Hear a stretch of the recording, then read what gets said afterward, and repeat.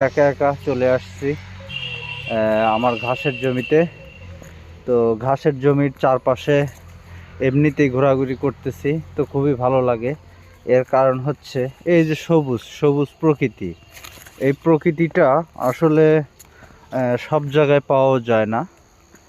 আর এই রকম সবুজ প্রকৃতি বা নিজের যদি এরকম একটা ঘাসের জমি থাকে, তাহলে আপনার অবসর সময় কাটানোর জন্য আমি মনে করি যে এরকম পরিবেশটাই পারফেক্ট।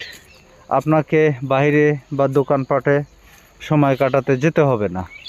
যদি আপনার মনটা একটু স্থির করেন বা মনটা যদি একটু প্রকৃতির দিকে ছুঁয়ে দেন, তাহলে আপনার বাইরে সময় দেওয়ার কোনো প্রয়োজন নাই।